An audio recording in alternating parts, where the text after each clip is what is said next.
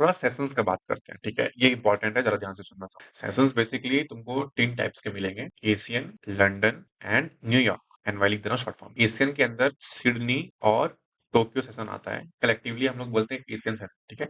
और London session का दूसरा नाम एक यूरो सेशन भी है। आप इसको यूरो सेशन भी सुनेंगे बोलते हुए। और न्यूयॉर्क का दूसरा नाम यूएस सेशन भी है, ठीक है? क्योंकि इसमें यूएस मार्केट्स खुलते हैं, इसमें यूरो मार्केट्स खुलते हैं। तो सेशन बेसिकली क्या होता है ना कि जो मेन टाइम जब फॉरेक्स मार्केट ओपन होते हैं वर्ल्ड वाइड, ठीक है? उस समय ना मेन प्लेयर्स और मेन सेंट्रल बैंक्स ट्रेड कर रही होती है फॉरेन ट्रांजेक्शन, ठीक है? तो एशियन सेशन में ना सबसे लीस्ट वॉल्यूम होता है। लंदन सेशन में कंपैरेटिवली हायर वॉल्यूम होता है और न्यूयॉर्क सेशन में और ज्यादा वॉल्यूम होता है, ठीक है? अगर मैं वॉल्यूम के हिसाब से अगर इसको अरेंज करूं तो एशियन सबसे लीस्ट, लंदन उससे ज्यादा और न्यूयॉर्क मैक्स। कभी कभी ना ओवरलैप होती है। आपको टाइमिंग्स बताता हूँ कि किस सेशन में कितना टाइमिंग्स होता है ताकि आपको समझ में आए। ये एक वेबसाइट है जिसमें आप देख सकते हैं कि किस टाइम पे कौन सा मार्केट ओपन होता है, ठीक है? वो भी इंडियन टाइमिंग्स में। यहाँ पे देखिए आप टाइम जोन सेट कर सकते हो। तो कोलकाता, ठीक है? तो ये देखिए Sydney, Tokyo session, London session, New York session, ठीक है? इसमें हर कुछ दिखाएगा। यहाँ से आप ये चेक कर सकते हो, है ना? ठीक है? ये वॉल्यूम दिखाता है कि किस समय वॉल्यूम कितना है। ये देखिए आपका इस टाइम पे ये पे मतलब अगर रेड है नीचे, मतलब यहाँ पे लीस्ट वॉल्यूम होता है। क्यों? क्योंकि ये एशियन सेशंस के टाइम पे है, ठीक है? और वॉल्यूम इंक्रीज हो रहा है किस वक्त? जब न्यूयॉर्क सेशन के टाइम पे है। मार्केट तुम्हारा स्टार्ट होता है 3:30 एएम, ऊपर दिख रहा है 3:30 एएम, ठीक है? ये तुम्हारा स्टार्ट होता है हर एक दिन, ठीक है?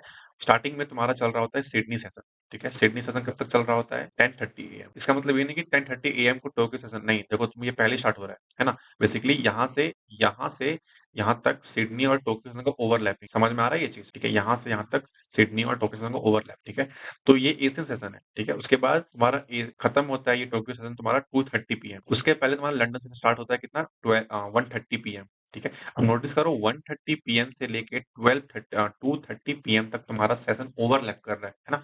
एशियन और लंदन सेशन ओवरलैप कर रहा है। तो यहाँ पे देखो नीचे में देखो वॉल्यूम उस समय इंक्रीज है ना, इस पॉइंट पे वॉल्यूम इंक्रीज है। क्यों? क्योंकि सेशन का ओवरलैपिंग हो रहा है यहाँ पे, ठीक है? तो टाइमिंग याद रखना 1:30 पीएम से 2:30 पीएम, चूंकि सेशन का ओवरलैपिंग होता है तो उस समय वॉल्यूम बढ़ती है, ठीक है? लंदन एशियन और लंदन। नाउ शाम के 6:30 बजे तुम्हारा ओपन होता है न्यूयॉर्क सेशन। अब नोटिस करो कि यहाँ से यहाँ तक तुम्हारा लंदन और न्यूयॉर्क सेशन ओवरलैप कर रहा है। तो सोचो लंदन में ऑलरेडी हाई वॉल्यूम है, न्यूयॉर्क में तो और हाई वॉल्यूम होता है। तो ये सबसे बेस्ट टाइम होता है ट्रेडिंग करने के लिए। क्यों? क्योंकि इसमें तुम्हारा लंदन और न्यूयॉर्क का ओवरलैपिंग है। That is the best time. तुमको यहाँ पे बहुत बड़े बड़े मूव्स मिलेंगे। इस वेबसाइट से तुम पता कर सकते हो किस समय कौन सा सेशन है, और ये इसका वेबसाइट का लिंक मैं डाल दूंगा डिस्क्रिप्शन में, so you can also check it out. I hope यहाँ तक समझ में आएगा। So last topic swap charges के बारे में डिस्कस करते हैं। देखो स्वैप ना एक टाइप का फीस होता है जो यू हैव टू पे if you hold a position overnight. मतलब फॉर एग्जांपल तुम यूरो यूएसडी को होल्ड करते हो, ठीक है? यूरो यूएसडी को एक रात से ऊपर होल्ड करते हो तो ना फॉरेक्स में एक चार्ज देना पड़ता है अगर तुम ओवरनाइट पोजीशंस होल्ड करते हो। इसको बोलते हैं स्वैप फी। जब भी तुम अगर लॉन्ग पोजीशंस होल्ड करते हो ना, तुमको इसमें स्वैप फी बहुत देना पड़ता है, ठीक है? क्योंकि लाइक अगर स्विंग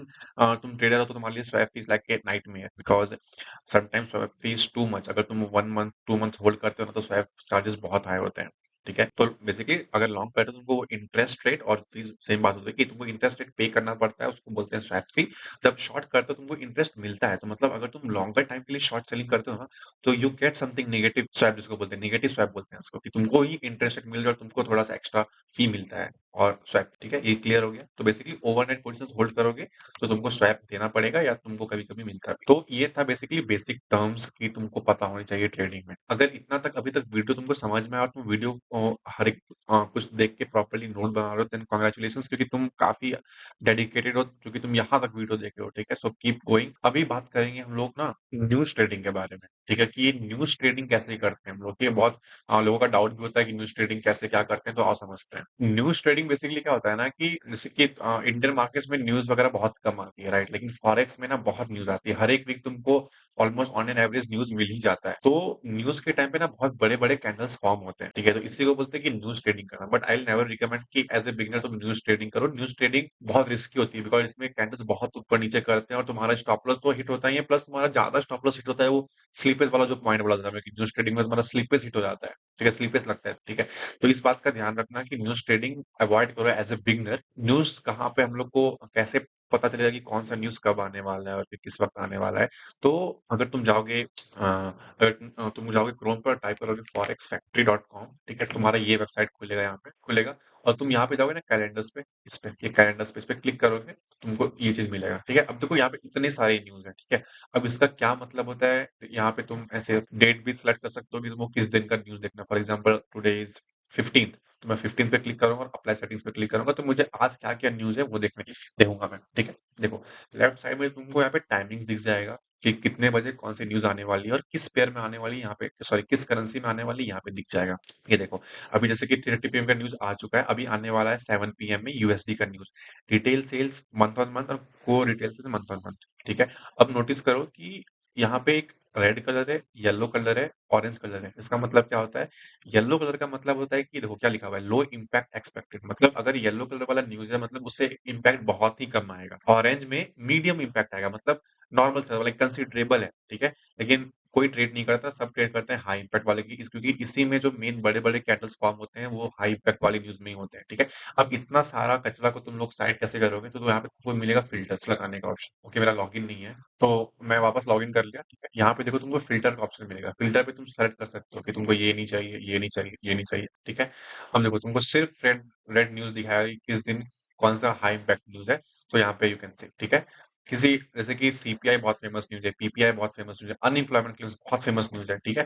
तो उस न्यूज़ का क्या मतलब है हर कुछ तुम अगर इस पे क्लिक करोगे ना तो डिटेल ओपन होगा, ठीक है? यहाँ पे तुम देख सकते हो कि उसका मतलब क्या है कि number of individuals who fight for unemployment everything और फिर ये क्या होता है फोरकास्ट फोरकास्ट मतलब ये प्रेडिक्टेड है कि डेटा 0.3% आना चाहिए, ठीक है? कि जो भी ये न्यूज़ है रिटेल सेल्स ये 0.3% आना चाहिए। अगर इससे ज़्यादा आता है तो वो पॉजिटिव न्यूज़ है, अगर इससे कम आता है तो वो नेगेटिव न्यूज़ है। तो एक्चुअल हमेशा बेसिकली कि जो आने वाला होता है, बेसिकली 7 बजे यहाँ पे दिखा है कि एक्चुअल क्या आने वाला है, ठीक है? और अगर ज़्यादा मतलब ज़्यादा होता है तो पॉजिटिव होता है, कम होता है तो नेगेटिव होता है। इम्पैक्ट किस पे कैसा होता है अभी डिस्कस करेंगे, ठीक है? तो एक बात और बताना चाहूँगा कि ये हमेशा नेसेसरी नहीं होता कि अगर फोरकास्ट ज़्यादा है एक्चुअल से तो that is going to be positive और कम है तो नेगेटिव। क्यों? क्योंकि ये डिपेंड करता है न्यूज़ पे। फॉर एग्ज़ाम्पल अनएम्प्लॉयमेंट क्लेम्स, ये देखो 224 से कम आया है, 24 के से कम आया है लेकिन फिर भी पॉजिटिव है। हाउ? क्योंकि उसका न्यूज़ का मतलब क्या है? अनएम्प्लॉयमेंट क्लेम ज़रा समझते हैं क्या होता है?